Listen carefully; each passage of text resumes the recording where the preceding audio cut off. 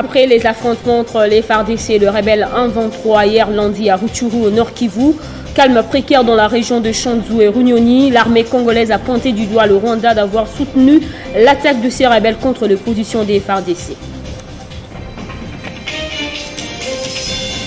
Face aux révélations de l'armée congolaise, la réaction du gouvernement ne s'est pas fait attendre. L'ambassadeur rwandais accrédité en RDC est convoqué aujourd'hui par le ministre des Affaires étrangères congolais pour fournir des explications. Et puis nous allons revenir sur la communication des FARDC qui ont capturé 2 éléments rwandais lors de cette attaque à la base d'une vague de déplacements. En sport éliminatoire de la Coupe du Monde Qatar 2022, les Léopards de la RDC sont en mission délicate. Pour se qualifier, ils doivent battre les Lions de l'Atlas ce soir à Casablanca. Christian Bokaya de la rédaction sportive Télé 50 sera sur ce plateau pour décortiquer cette rencontre. Madame, Messieurs, ravi de vous retrouver pour vous informer sur Télé 50. On ouvre avec la sécurité. Une accalmie s'observe ce mardi 29 mars dans la région des collines de Shanzu et Runyoni après des combats violents hier entre les forces armées de la République démocratique du Congo et les mouvements du 23 mars. Les détonations d'armes ne se font plus attendre depuis la nuit de lundi, affirme notre correspondant dans la province du Nord Kivu, Martial Bindé. Alors, le moins qu'on puisse dire, c'est que la situation à Rutshuru est toujours confuse, on peut le dire. Les assauts lancés par les combattants du M23 dans plusieurs positions des FARDC depuis tôt le matin, de lundi. Ce mardi, la situation est restée presque la même, d'autant plus que la quasi-totalité du groupement de Djomba, toutes ces localités, tous ces villages sont presque passés entre les mains des assaillants, affirment plusieurs sources locales et confirmées d'ailleurs par certaines sources officielles. Mais pour l'instant, seule la cité de Bunagana, qui est la cité frontalière entre la RDC et la porte d'entrée, bien sûr, entre la RDC et l'Ouganda, dans le territoire de Rutshuru, qui reste encore tenue par les FARDC. Mais là aussi, la pression semble s'accentuer de l'ennemi, d'autant plus que l'ennemi a presque coupé la voie de ravitaillement des FARDC. Les forces qui sont sur place se tiennent encore. Mais il faut dire que la quasi-totalité des villages, comme nous l'avons dit, du groupement de Djomba, sont quasiment passés entre les mains des assaillants. Avec les collines mythiques, notamment de Shanzu et de Runyoni, et l'armée a d'ailleurs reconnu cela à travers son communiqué dans la soirée de lundi. Et au même moment, ce sont les déplacements massifs des populations qui sont en train d'être observés. Les uns qui prennent la direction de Rutshuru centre à une vingtaine de kilomètres de là, et d'autres décident carrément de traverser la frontière. Et l'Ouganda qui a ouvert effectivement à sa frontière pour permettre aux Congolais de se réfugier de ces côtés-là. D'une manière générale, c'est que la situation n'est pas bonne dans le territoire de Rutshuru. On l'apprend que les forces armées de la RDC tentent de récupérer certaines positions perdues depuis hier. Et il faut dire que la société civile, consécutivement à cette situation, la société civile, la coordination provinciale de Nord Kivu, par le biais de son président, M. Jean Banyene, a demandé au FRDC de fournir tous les efforts possibles afin non seulement de récupérer leurs positions perdues, mais aussi de libérer quelques villages qui sont déjà passés sous contrôle des combattants du M23. C'est vraiment la panique dans les chefs des habitants du territoire de Rutshuru. On regarde la situation, quand bien même plusieurs sources affirment que les rebelles seraient en train d'avancer du côté de l'armée. L'on ne communique pas trop sur exactement ce qui se passe, mais tout ce qu'on le sait, c'est que l'armée affirme avoir pris des dispositions pour pouvoir restaurer l'autorité de l'État, notamment dans les villages et localités qui sont passés sous contrôle des combattants du M23 depuis lundi. Et puis en réaction, le gouvernement de la République démocratique du Congo convoque ce mardi l'ambassadeur rwandais Vincent Karega, et précisément par le vice-premier ministre des Affaires étrangères congolais Christophe Lutundula, pour notamment fournir des explications sur des informations livrées par les FARDC au sujet de l'attaque de Rutshuru. L'annonce est de Patrick Mouyaya, porte-parole du gouvernement. Il était hier l'invité du journal Afrique de TV5 Monde. On l'écoute. D'abord, il faut condamner cette énième incursion parce que c'est pas la première fois. Je me souviens qu'en novembre dernier ou en octobre, il y a eu des attaques de ce genre. Je crois que l'armée qui suit et qui documente les éléments sur le terrain nous a versé des éléments parce que quoi qu'il en soit, Nous condamnons cette attitude et nous pensons qu'il est temps de mettre fin à cette forme d'hypocrisie qui existerait ou cette forme de complicité entre le M23 et les gouvernements du Rwanda, parce que nous voulons regarder le Rwanda comme un pays partenaire, autant nous regardons l'Ouganda. Vous savez que la République démocratique du Congo a été admise à l'East African Community, la communauté des États de l'Afrique de l'Est. Nous avons besoin de construire des relations de paix pour consolider l'économie entre nos États et faire finalement de cette région de Grand Lac une région qui va permettre les décollages et les développements de toute l'Afrique. Et donc, dès demain, par rapport aux affirmations que l'armée a faites ce soir, dès demain, mon collègue des Affaires étrangères invitera l'ambassadeur du Rwanda pour qu'il vienne nous donner des explications sur cela et voir dans quelle mesure on peut durablement régler ces problèmes finalement avec les M23, ces groupes résidus qui continuent à s'aimer la terreur et la désolation dans cette partie du pays. Révélation des FARDC, l'armée congolaise accuse le Rwanda d'avoir soutenu l'attaque des rebelles M23 contre les positions des FARDC sur les collines des Chanzu et Runyoni dans les territoires de Rutshuru hier. Dans un communiqué, les FARDC s'interrogent même sur le sens de la mutualisation des forces avec un partenaire qui ne respecte pas ses engagements vis-à-vis de la République démocratique du Congo. Les forces armées de la République démocratique du Congo portent à la connaissance de l'opinion tant nationale qu'internationale que dans la nuit du 27 au 28 mars 2022, le M23, soutenu par les forces de défense du Rwanda, les RDF, a mené des incursions et attaqué les positions des FARDC de Chanzu et Runyoni dans les territoires de Rutshuru. Au cours de ces attaques, les forces armées de la République démocratique du Congo ont mis la main sur 2 militaires rwandais. Les 2 soldats rwandais sont là-bas, je vous les présente. Ça, c'est l'adjudant Abiyarimana. Et l'autre là, c'est le soldat de rang appelé Uwajeneza Mugindi John. Ce sont les 2 qui ont été capturés au combat dans les territoires des Rutshuru. Tous sont du 65e bataillon de la 402e brigade d'infanterie des forces de défense du Rwanda. Ces 2 sources crédibles précisent les noms de leur unité et l'identité de leurs commandants de bataillon et de brigade. Le 65e bataillon et la 402e brigade, commandés respectivement par le lieutenant-colonel Rurindo Joseph et le général Nkumbito Eugène, sont basés à Jarama, au camp militaire Kibungo, au Rwanda. Au regard des informations fiables fournies par ces 2 sources crédibles, les FARDC s'interrogent sur le sens de la mutualisation des efforts en vue des opérations conjointes avec un partenaire qui ne respecte ni ses engagements vis-à-vis de la RDC, encore moins sa propre parole à l'occasion des différentes rencontres et échanges entre leaders à tous les niveaux.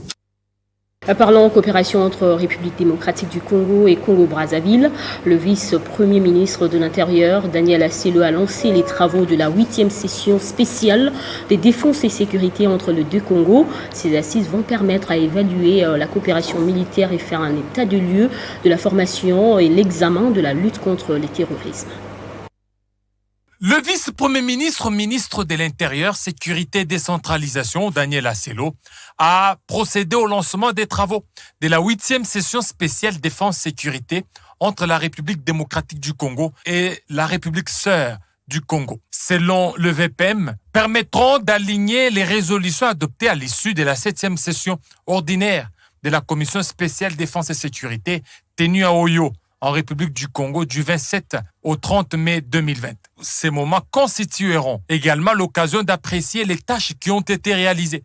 Les experts à ces présents forums se pencheront sur des questions d'intérêt commun et sur des stratégies communes de coopération adoptées pour mieux relever les nombreux défis sécuritaires auxquels les 2 pays font face. Ce qui a ajouté Daniel Aselo amènerait les deux populations respectives à vivre en paix et améliorer ainsi leurs conditions spéciales. Pendant 3 jours, soit du 28 au 30 mars, les travaux tourneront autour de plusieurs sujets. Il s'agit notamment de l'état de la situation sécuritaire dans les deux pays. Les participants vont évaluer les recommandations de la 7e session tenue à Oyo en 2020 et de la grande commission mixte de Brazzaville tenue du 16 au 20 décembre 2021. Les questions d'actualité et d'intérêt commun entre les deux États et l'harmonisation et finalisation du projet d'accord de défense coopération militaire feront également l'objet des matières qui sera traitées pendant les travaux. Enfin, il sera question d'évaluer la coopération militaire, faire un état des lieux de la formation et examiner la question sur la lutte contre les terrorismes. En bref et en images, à l'Assemblée nationale, le ministre de l'économie nationale, qui est sous le coup d'une motion de défiance, est attendu ce mercredi pour présenter ses moyens de défense par rapport aux griefs soulevés contre lui par un groupe de députés nationaux. Ces élus reprochent à Jean-Marie Kalumba, entre autres, l'absence d'une politique économique claire. Dans la fonction publique, les agents et cadres du ministère des Mines réclament leur notification mise en service bloquée, selon eux, par le secrétaire général aux Mines. Ils étaient en sit-in hier devant l'immeuble du gouvernement. Cette population, visiblement en colère, est venue réclamer les notifications et mises en service de leurs collègues du ministère des Mines, bloquées selon elle par le secrétaire général aux Mines sur instruction de son ministère. Il s'agit des cadres et agents lauréats des concours des structures standards à compétences communes et horizontales de tous les ministères.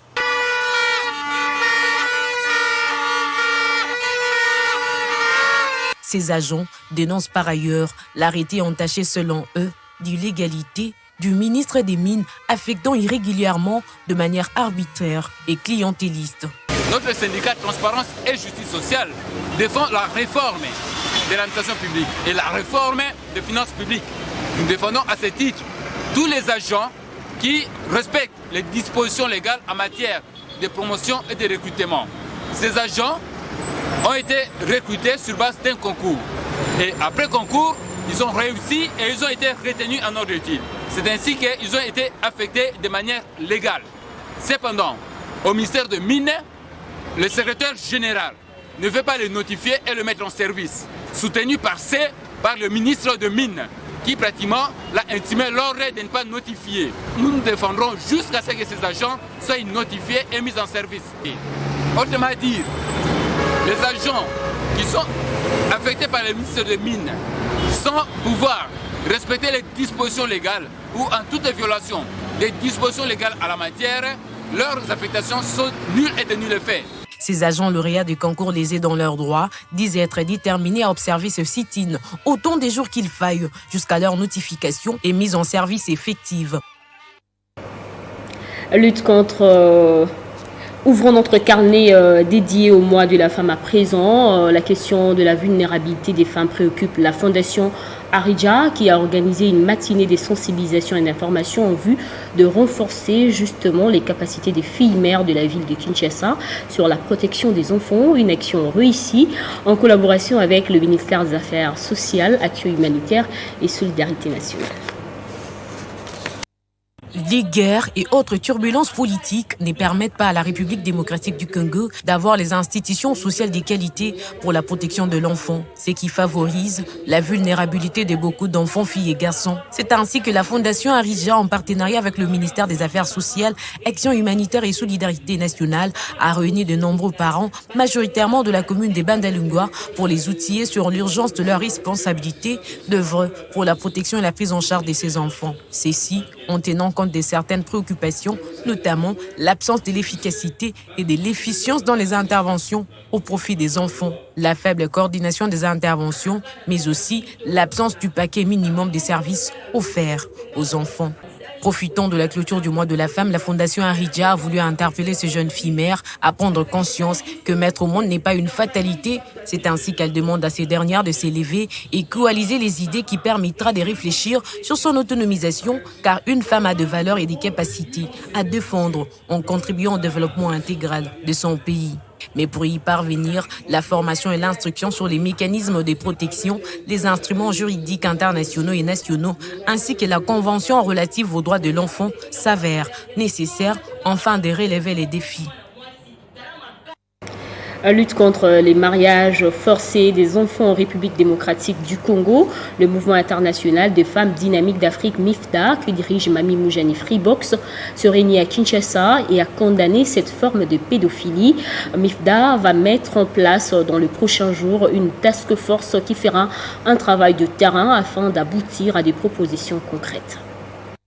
Ces images tournées dans les régions du Kasaï, au centre de la RDC, ont fait les tours des réseaux sociaux. Loli, jeune fille mineure, vendue à un vieil homme du village dans un mariage forcé. De telles pratiques sont légion, non seulement dans les Kasaï, mais aussi dans d'autres provinces du pays. Le mouvement international des femmes dynamiques d'Afrique MIFDA, que dirige Mami Moujani Freebox, s'est penché ce lundi 28 février 2022 sur la question. Une pratique qu'il qualifie de pédophilie condamnable sur toute la ligne. MIFDA, qui a pour objectif l'implication de la femme dans la gestion du pays via l'entrepreneuriat et la politique, s'occupe aussi de l'intervention sociale.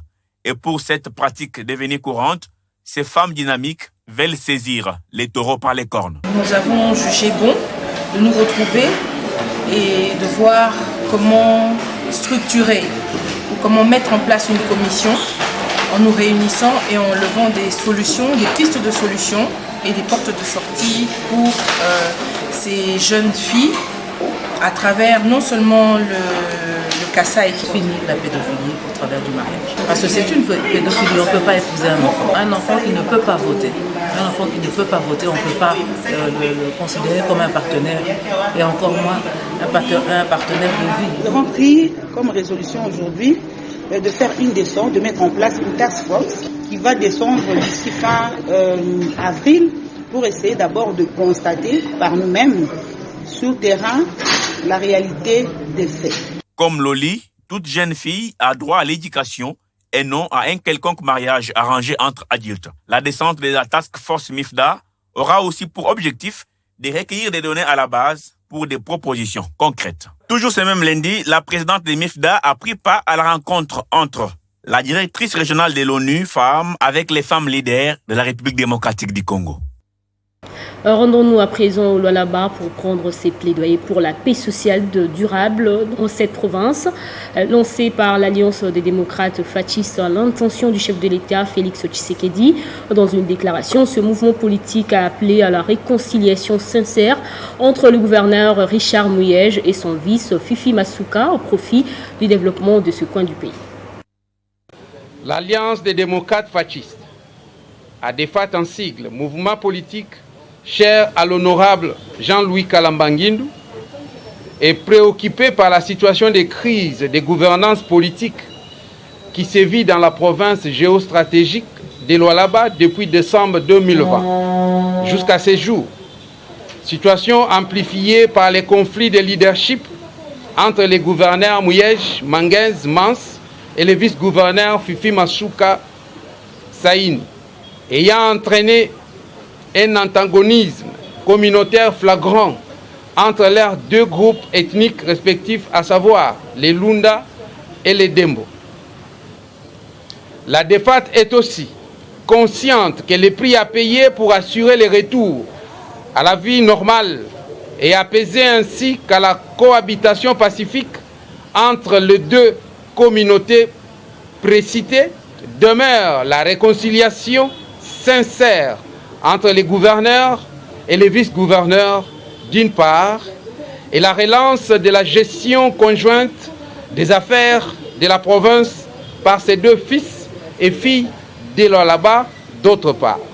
Au regard de tout ce qui précède, l'Alliance des démocrates fascistes à défat implore la sagesse et l'implication personnelle de son Excellence Félix Antoine Tshisekedi Tshilombo, chef de l'État et garant du bon fonctionnement des institutions du pays, afin de faciliter le retour paisible du gouverneur Muyej dans sa province et de rassurer Madame le vice-gouverneur Fifi Masuka de son accompagnement personnel dans le processus du maintien de la paix jusqu'à la fin de son mandat en 2023. En sport éliminatoire de la Coupe du Monde Qatar 2022, les Léopards sont à 90 minutes de la qualification. Les Fauves congolais doivent écarter sur leur chemin les Lions de l'Atlas ce soir. Une mission difficile, mais pas impossible au regard du match aller jouer ici à Kinshasa. Et on fait le point de ce match avec Christian Boukaya sur ce plateau. Bonjour Christian. Bonjour Bédrine, merci. Et quelles sont les dernières nouvelles de Léopard à quelques heures du coup d'envoi de ce match? Il faut dire que tout va bien dans la tanière, parce que la délégation congolaise a rejoint hier Casablanca, où devra se jouer bien sûr cette rencontre entre le Maroc et la RDC, après avoir passé bien sûr 24 heures à Jadida. Il faut dire que tout va bien à l'infirmerie, il n'y a pas de joueurs, ce qui revient à dire que le staff technique aura en tout cas tous les joueurs pour bien évidemment faire mal à la sélection marocaine. Et voilà, il faut dire aussi que les Congolais du côté du Maroc ont le moral au zénith, donc tout va bien pour l'instant. Ce sont bien sûr les dernières nouvelles qui nous parviennent de Casablanca. Christian, est-ce que le coach va opérer de grands changements ce soir pour contrer justement l'équipe marocaine? Non, je ne pense pas, puisque hier en conférence de presse d'avant-match, Hector Raoul Cooper, sélectionneur de Léopard de la RDC, a dit, je cite, nous n'allons pas faire beaucoup de changements parce que l'équipe a assez bien joué lors de la manche aller. J'ai toujours dit que toute modification que nous pourrions apporter, petite soit-elle, devront tester plutôt notre niveau sur le terrain, au-delà du travail fait, parce que tout peut changer au cours d'un match. Le match ne se déroule et ne se termine pas forcément de la même manière dont vous l'espérez. Toutefois, il faut dire que les sélectionneurs pourraient effectuer quelques réajustements au regard bien sûr du match aller, et ce sera bien sûr au milieu du terrain, puisque d'aucuns estimaient que Shadrack Akolo n'a pas été à la hauteur en défense, bien évidemment au niveau de l'axe, puisque le but égalisateur est venu dans l'axe. On espère peut-être que Marcel Tisserand et Chancel Mbemba vont faire l'affaire. Et pourquoi pas aussi. Bon, Elia Meshak, on l'espère, peut-être qu'il ne va pas commencer le match, mais il serait de la partie, sans oublier Gaël Kakuta, Niskans Kebano. Tous ces joueurs-là n'ont pas joué lors de la manche aller. Et Christian, on apprend depuis hier que les Marocains ont réservé un accueil chaleureux à la délégation congolaise. Vous le confirmez, Christian? Oui, non, parce que... Oui, pourquoi? Parce que à l'arrivée de la délégation congolaise au royaume chérifien, c'était plutôt... on a vu une ambiance de fraternité entre les deux peuples. Malheureusement, cette nuit, les Léopards n'ont pas pu bien dormir, puisque là, il y avait quelques supporters marocains qui se sont illustrés avec quelques coups de pétard à l'hôtel des Léopards. Si on peut bien sûr le prendre en image, vous allez voir que les Fauves congolais n'ont pas bien dormi. Et c'était aussi une façon peut-être de les déranger afin qu'ils ne soient pas à la hauteur sur terrain. Il faut dire que le match ne se joue pas seulement sur terrain. Il y a des aspects extra-terrain qui peuvent toutefois compliquer la tâche à nos joueurs. Sinon, dans l'ensemble, les Marocains se sont montrés aussi sportifs, puisque là, à l'instar de cette interview qu'on va prendre tout de suite, de Guy Mafuta Kabongo et un supporter marocain. Voilà, on va dire les deux pays s'attendent à un grand match ce soir, que le meilleur l'emporte bien sûr sur terrain. Ouais, on a des frères. L'accueil est parfait et dans leur bouche, c'est que le meilleur gagne. Nous pensons que nous, les meilleurs, c'est le Congo. Le Congo est une grande nation de football. Nous sommes prêts vraiment pour ce mondial. Nous l'avons attendu depuis longtemps. 48 ans, c'est pas beaucoup, c'est pas peu. C'est beaucoup d'années. Nous pensons que cette année, c'est notre année pour aller à Qatar et défendre l'Afrique. Celui qui va gagner va représenter l'Afrique au mondial. Donc pour nous, c'est le Congo qui le va gagner. Marareba, on dit au public du Congo, vous êtes les bienvenus. Merci. On vous aime, on a des frères. On vous aime et que le meilleur gagne. Que le meilleur gagne. Voilà. On veut dire, Inch'Allah, on va gagner pour moi parce que c'est Marocain. Et j'aime beaucoup Malongo parce que c'est mon ami, il a fait des vidéos avec moi. Malongo, il va marquer demain. Il va marquer demain. J'aime le public du Congo à partir de Malongo parce que Malongo, c'est mon ami. Dernière question, Christian, est-ce que les Congolais restés au pays ici à Kinshasa et principalement croient toujours en la qualification des Léopards? Bien évidemment, autant le Marocain croit en la qualification de leur équipe, autant les Congolais en général y croient aussi.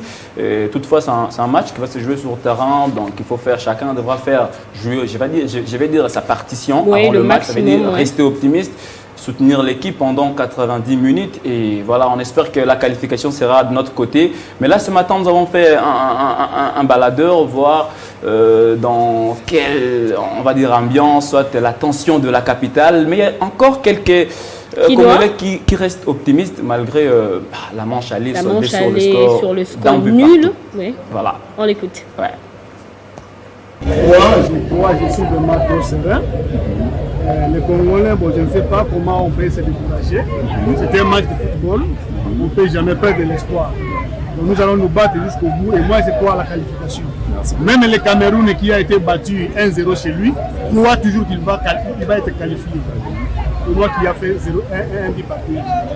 J'ai pleinement espoir que nous serons qualifiés, on va fêter jusqu'au matin aujourd'hui. Bon, moi qui ai les qualifications, ils ont biso, ils ont su que tu vas gagner, mais na babilo mususu nzambe oya sala mokiminase aye letinga na révélation na ngai lo na moni yango epesingana na mwa kozonga nsima ndambo mpona nini soki tokokanye na biso naza sire ke tokotia bi na dernière minute mpona ngai naza sire. Avec Chancel Bemba ici, Soso, le joueur du président de la République de l'autre côté, je crois que la chance est encore là. C'est encore là. On peut faire 2 buts et ils peuvent aussi remonter. Mais 1 but, notre problème c'est conserver. On ne sait pas conserver. Dès qu'on marque, on ne sait pas conserver. On ne sait pas ce qui arrive avec le Léopard. On peut dire bonne chance à nos Léopards. Bonne chance. Ils ont leur destin en main, qu'ils nous fassent rêver, puisqu'on veut tous aller au Qatar après 48 ans d'absence. Merci Christian Bokaya d'avoir répondu à nos questions par rapport à cette rencontre RDC-Maroc qui va se jouer déjà à quelle heure? Ça va se jouer à 20h30 heure de Kinshasa. Merci. Place au rappel des titres.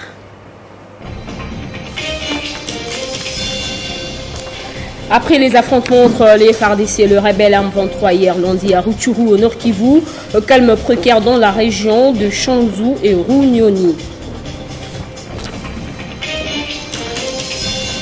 Face aux révélations de l'armée congolaise, la réaction du gouvernement ne s'est pas fait attendre. L'ambassadeur rwandais accrédité en RDC est convoqué aujourd'hui par le ministre des Affaires étrangères congolais pour fournir des explications.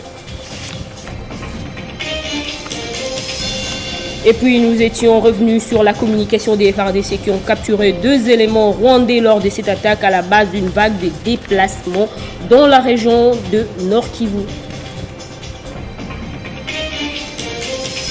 En sport éliminatoire de la Coupe du Monde Qatar 2022, les Léopards de la RDC sont en mission délicate. Pour se qualifier, ils doivent battre les Lions de l'Atlas ce soir à Casablanca. Christian Bokaya de la rédaction sportive Télé 50 était tout à l'heure sur ce plateau pour décortiquer cette rencontre. Et la revue de presse avec Johnny KMB, c'est dans un instant.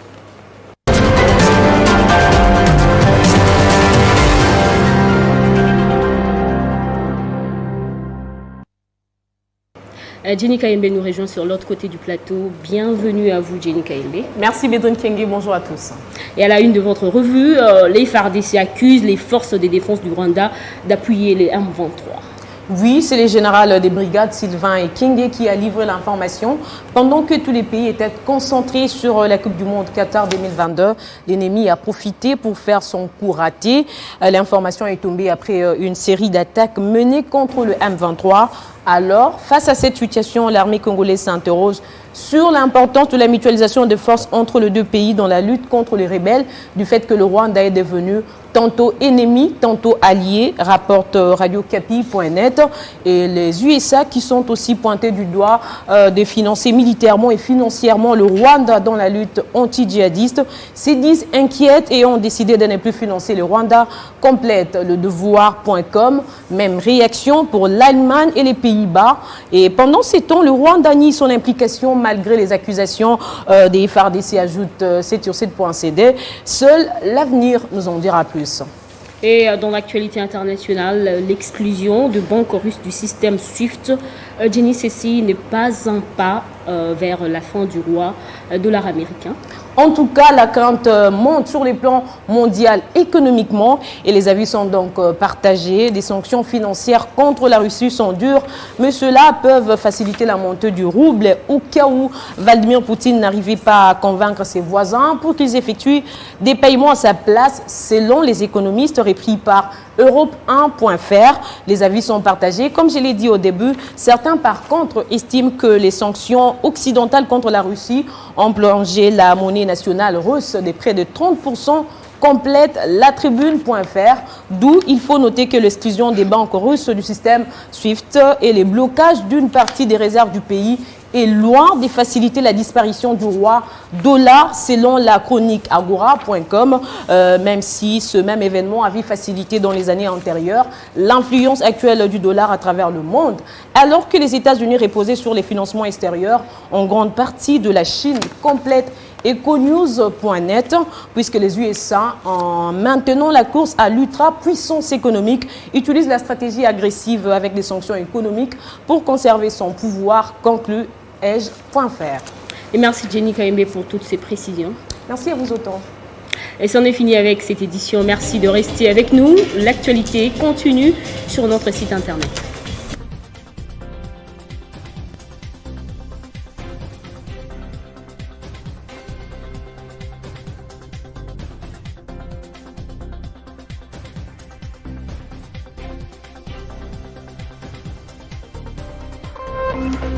Téléchargez les infos Télé 50 sur www.télé50.cd.